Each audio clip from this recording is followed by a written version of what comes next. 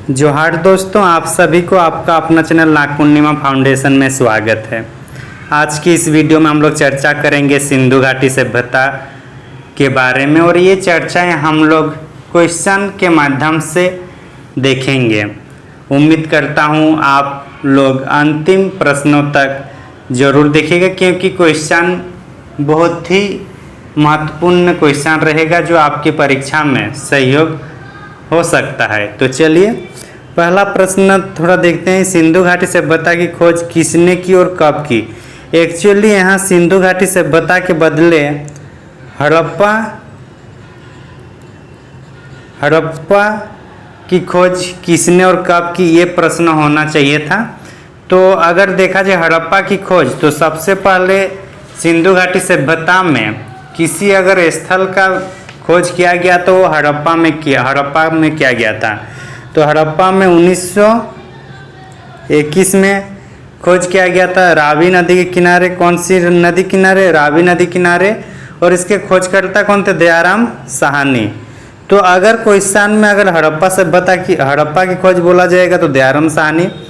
अगर मोहनजोदड़ो की बात किया जाए तो कौन होगा? रखालदास बनर्जी। SR राव की बात किया जाए तो इन्होंने दो खोजे हैं, एक रंगपुर और दूसरा लोथल।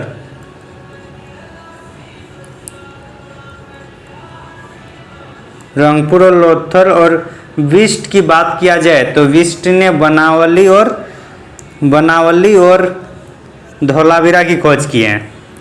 तो एक्चुअली ये क्वेश्चन ही अधूरा था, लेकिन इसलिए हम लोग सभी ऑप्शन को डिस्कशन कर लिए ताकि क्वेश्चन के अकॉर्डिंग ये देख सकते हैं। दूसरा प्रश्न है कि निम्नलिखित पशुओं में से कौन सा पशु हड़प्पा संस्कृति में नहीं पाई गई थी? ऑप्शन ए है हाथी, बी है घोड़ा, सी है मोर और डी है गेंडा। तो इन सभी पशुओं की जानकारी मिलती है सामान्य रूप से, लेकिन घोड़ा का सामान्यतः इनकी जानकारी नहीं मिलती। तो आंसर क्या होगा? बी हो जाएगा, घ। बाकी सबका साक्ष्य मिला है। हालांकि घोड़ा का सूटकोटा में उनका अस्थि मिला है, लेकिन सामान्यतः ये नहीं मिला, सामान्यतः नहीं पाया जाता था। तो 2 का आंसर बी हो जाएगा। तीसरा प्रश्न है कि एक उन्नत जल प्रबंधन व्यवस्था का साक्ष्य कहाँ से प्राप्त हुआ था? जैसे कि अभी भी अगर कहीं पे सूखा आती है या सूखा होता है तो उस क्षेत्रों में वाटर रिजर्वेशन या वाटर कंजर्वेशन को बढ़ावा दिया जाता है। तो यही प्रोसेस, यही चीज़ सिंधु घाटी सभ्यता में भी।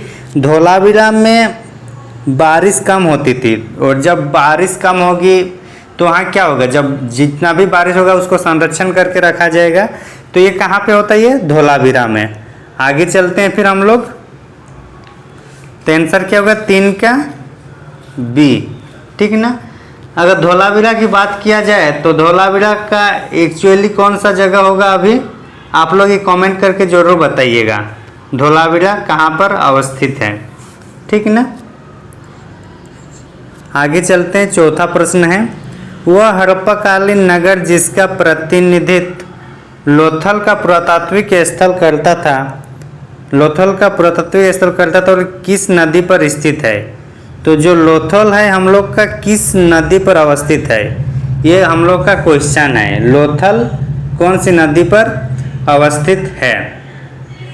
तो ये हम लोग का भगवा नदी पर अवस्थित है। कौन सा? भगवा नदी पर अवस्थित है। कौन? लोथल। और लोथल कौन से राज्य में है? ये हम लोग का वर्तमान के गुजरात में है लोथल, ठीक ना। आगे चलते हैं फिर।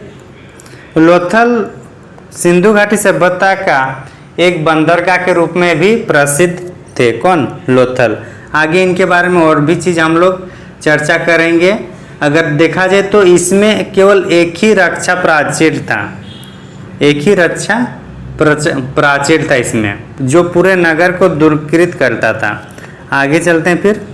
5वां प्रश्न है कि हड़प्पा स्थल कोड दीजिए। हड़प्पा सभ्यता के निम्नलिखित में से किस प्रमुख स्थल के समीप है? तो ये हम लोग का मोहनजोदड़ो के समीप है। किसके? मोहनजोदड़ो। तो आंसर होगा 5 का ख। आप लोग आंसर देख लीजिएगा, पहले अपने से आंसर दीजिएगा और उसके बाद एक्सप्लेनेशन देखिएगा। तो पॉज करके आंसर दे लीजिएगा, उसके बाद वीडियो को कंटिन्यू रखिएगा ना, होने से पता चलेगा कितना आप लोग का भी सही हो रहा है। मोहनजोदड़ो का शाब्दिक अर्थ क्या है? मोहनजोदड़ो का शाब्दिक अर्थ होता है मृतकों का टीला। ऑप्शन बी अन्न का भंडार, ए में है, सी में विशाल स्नानघर और अर्ध औद्योगिक नगर। तो एक्चुअली जितना भी एक्चुअली इसका अर्थ जो शाब्दिक अर्थ है मृतकों का टीला, लेकिन अन्न का भंडार, विशाल स्नानघर और अर्ध औद्योगिक नगर ये तीनों विशेषताएं मोहनजोदड़ो में देखने को मिलता है, लेकिन मोहनजोदड़ो के शाब्दिक अर्थ कहा जाए तो ये मृतकों का टीला है, ठीक ना। मोहनजोदड़ो की बात किया जाए तो ये सिंधु नदी के किनारे है। कौन सी नदी किनारे? सिंधु नदी।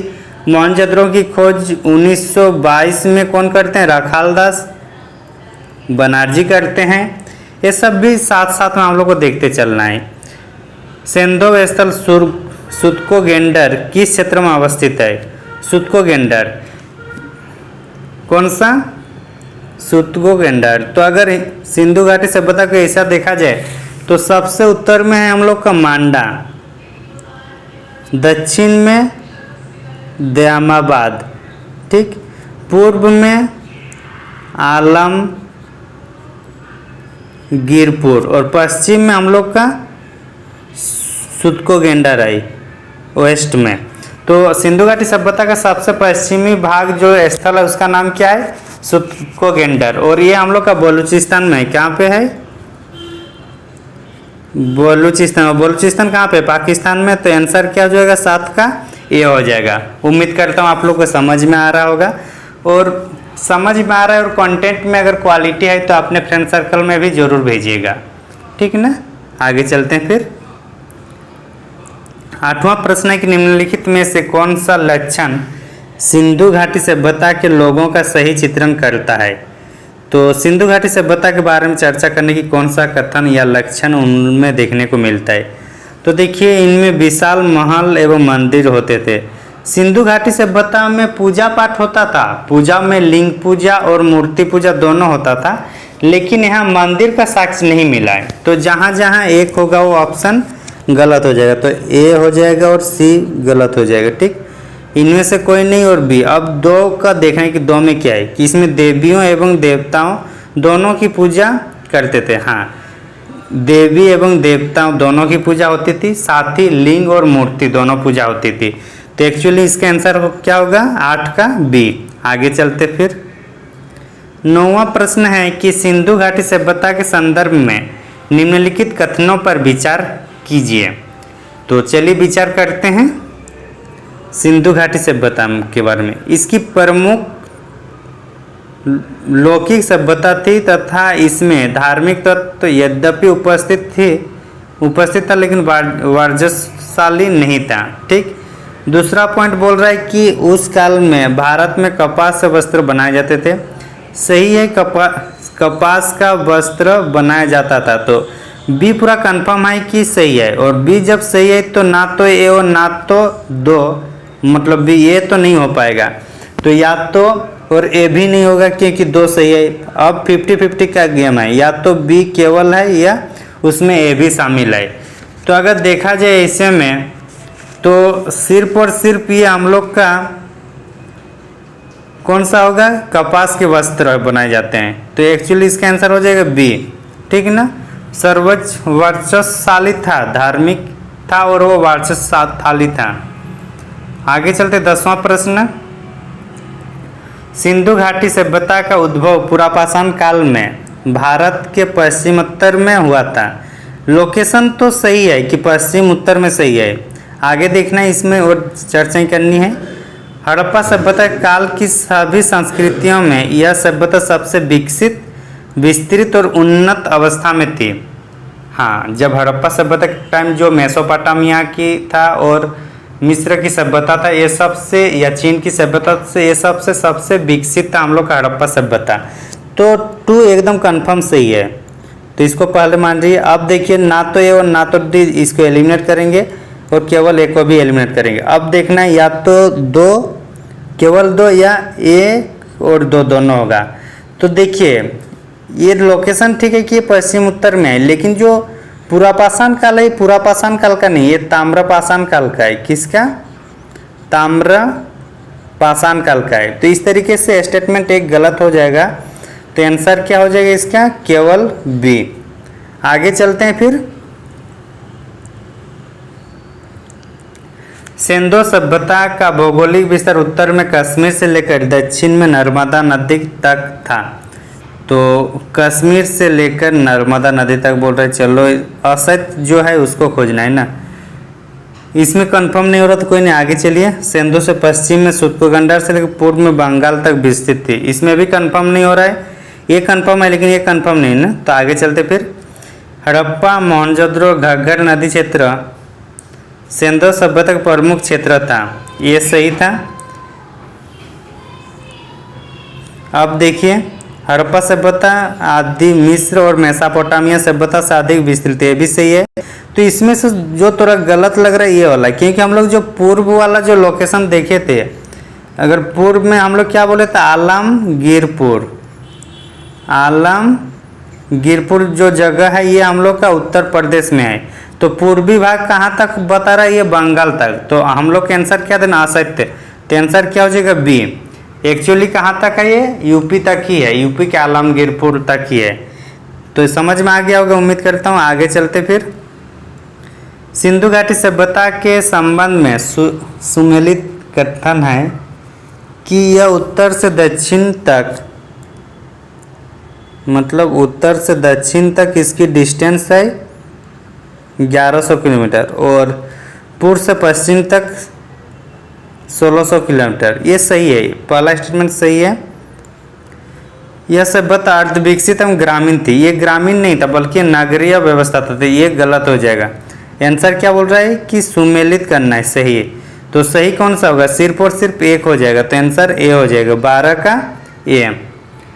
समझ में आ गया कि ये अर्ध विकसित और ग्रामीण नहीं था बल्कि एक नगरीय व्यवस्था था। आगे चलते फिर। सिंधु स्थल लोथल वर्तमान में किस राज्य में अवस्थित है? अभी जस्ट हम लोग देखे थे ये गुजरात में है, और गुजरात में भी अगर और डीपली जाएगा तो ये काठियावाड़ में है। कहाँ पे? काठियावाड़। और काठियावाड़ में एक गंगूबाई की जो मूवी है वो आप लोग तो देखे ही होंगे, तो वही काठियावाड़ की बात आ रही है ना। आगे चलते हैं फिर। 44 में है कि विचार करना है कथन के निम्नलिखित कथनों पर विचार कीजिए। पहला प्रश्न है कि कालीबंगा सिंधु नगर राजस्थान में अवस्थित है। जो कालीबंगा जो जगह है ये राजस्थान में अवस्थित है, पहला बोल रहे। दूसरा बोल रहे लोथल गुजरात में भागवा नदी किनारे अवस्थित है, ये जस्ट अभी देखिए। और कालीबंगा सच में ये राजस्थान में ही है, राजस्थान के हनुमानगढ़ में। कहाँ पे? हनुमानगढ़ में है, तो राजस्थान में ही है, तो इसलिए दोनों सही होगा, तो सी हो जाएगा, ठीक है ना। और गुजरात के लोथल है, और लोथल कहाँ पर है? हम लोग का काठियावाड़ में। आगे चलते हैं फिर। भागवा नदी किनारे और लोथल की खोज कौन किए थे? रंगनाथ राव, RN राव, रंगनाथ राव। और कब खोज की गई? तो 1955 के आसपास किए हैं। आगे चलते, इतना डीपली नहीं पूछेगा क्योंकि पहला और अंतिम, पहला ही ज़्यादातर इम्पोर्टेंट है क्योंकि अंतिम अभी हुआ नहीं, अभी खोजबीन चल ही रहा है। आगे 15वां प्रश्न है कि सिंधु सभ्यता में कृषि उत्पादन, व्यापार परिवहन में पशुओं की महत्वपूर्ण भूमिका थी, सही है। एक तो सही है, तो ये तो सही है, ना तो ये और ना ही दो, ये गलत हो जाएगा। सत्य पूछ रहा है। इस सभ्यता में आंतरिक और बाहरी व्यापार दोनों उन्नत अवस्था में था, ये भी सही है। तो ना तो ये हो, तो आंसर क्या हो जाएगा? सी हो जाएगा। मतलब स्टेटमेंट 1 और स्टेटमेंट 2 दोनों सही है, तो कौन सा होगा? 15 का सी। आगे चलते हैं। 16वां प्रश्न है कि निम्नलिखित में से कौन सा कथन असत्य है? असत्य का मतलब है कि गलत है। तो सिंधु इसमें बड़ी संख्या में स्त्री मृण मूर्तियाँ मिली, तो जितनी भी मृण मूर्तियाँ मिली उनमें सर्वाधिक संख्या में महिलाओं की मिली है। शायद मातृ समाज को इंगित कर रहा होगा, तो इसलिए ये सही है। यहाँ मंदिरों का अवशेष भी प्राप्त हुए, ये मंदिर नहीं मिला है, तो ये हम लोग का गलत है। सेंधोकालीन से मातृसत्तात्मक, और ये मनोरंजन और नृत्य से परिचित थे। मनोरंजन करने के लिए स्टेडियम वगैरह था। फिर मुर्गा लड़ाई, इस टाइप से पशु जानवर को लड़वाया जाता था। तो एक्चुअली क्या नहीं था, मंदिरों का अवशेष का प्राप्त नहीं हुए, तो इसलिए क्या बोल रहे हैं, कौन सा कथन असत्य है, तो असत्य कौन सा है, बी। तो आगे चलते हैं। फिर निम्नलिखित में से कौन सा सेंधोकालीन स्थल बंदरगाह के रूप में विख्यात हुआ था, तो ये हम लोग का हुआ था लोथल। कौन बंदरगाह के रूप में कौन ये हुआ था, लोथल। लोथल के साथ और एक था हम लोग का रंगपुर। तो ये दो ऐसा शहर थे जो बंदरगाह के लिए फेमस थे, एक लोथल और दूसरा रंगपुर। और दोनों हम लोग कहाँ पे है, कठियावाड़ में ही है। और कठियावाड़ कहाँ पे है, गुजरात। तो ये दोनों कहाँ पे हैं, गुजरात में। कौन कौन सा, रंगपुर और लोथल। आगे चलते हैं। फिर 8वां प्रश्न है कि किसी भी सभ्यता की सामाजिक एवं सांस्कृतिक उच्चताओं का आवासन नहीं होता, बल्कि नागरिकों के पलायन के साथ और उच्च हो जाता है। एक दार्शनिक पहलू है, लेकिन ये दार्शनिक जो वक्तव्य है ये सही है। दूसरा बोल रहा है कि व्यापार, परिवहन, नियोजन नगरीय व्यवस्था में हड़प्पा वासियों की देन थी, जो आज भी प्रचलित है। ये सच में आज भी प्रचलित है। तो इसकी प्रासंगिकता, या फिर बोला जाता है ना, तो कुछ बात है कि हस्ती मिटती नहीं हमारी, वो वाला जो मोहम्मद इकबाल की बात है, कुछ इसी से संबंधित है कि हम लोग का हस्ती कभी मिट्टी नहीं, अभी भी निरंतरता देखने को मिलती है। तो इस तरीके से इसका आंसर क्या होगा, 18 का सी। आगे चलते हैं। फिर 19वां प्रश्न है कि दूसरे शताब्दी ईसा पूर्वी तक भारतीय महाद्वीप में पत्थर एवं तांबे के औजारों का इस्तेमाल करने वाली हड़प्पा सभ्यता की भांति नगरीय सभ्यता का उदय हुआ। तो इसमें देखिए थोड़ा बहुत माइन्यूट तरीके से पढ़ेंगे तभी समझ में आएगा। दूसरी शताब्दी ईसा पूर्व तक भारतीय महाद्वीप में पत्थर एवं तांबे के औजारों का इस्तेमाल करने वाली, यहाँ तक, उसके बाद इसको अलग से पढ़िए, हड़प्पा सभ्यता की भांति नगरीय सभ्यता का उदय हुआ। जबकि ये ताम्रपाषाण की बात कर रहे हैं। तांबा और पाषाण मतलब क्या होगा, ताम्रपाषाण। और ताम्रपाषाण काल में क्या बोल रहे, ताम्रपाषाण काल जो है ये नगरीय सभ्यता का उदय हुआ ना। तो ताम्रपाषाण काल जो था वो ग्रामीण सभ्यताएं थी, तो इसलिए पहला गलत हो जाएगा। और ताम्रपाषाण युग के लोग अधिकांशतः पत्थर प्रयोग करते थे, तो इस तरीके से बी हो जाएगा, क्योंकि दूसरा ऑप्शन सही है। आगे चलते हैं। फिर आगे 20वां प्रश्न है कि निम्नलिखित में से कौन सा कथन सही नहीं है। निम्नलिखित में से कौन सा कथन सही नहीं है, तो 4 दिया है, उनमें से देखने कौन सा कथन हमारे लिए सही नहीं है। हड़प्पा लोग कांसे की धातुओं का प्रयोग, कांसे की वस्तुओं का प्रयोग करते थे। हाँ, कांसे का प्रयोग होता था, बस लोहे का प्रयोग नहीं होता था, ये याद रखना है। कायथा संस्कृति के संबंधी काली सिंध और तापी की गाथी से, इसको देखते हैं बाद में। मालवा संस्कृति क्षेत्र मध्य प्रदेश के मालवा तक ही सीमित है, ये भी सही है।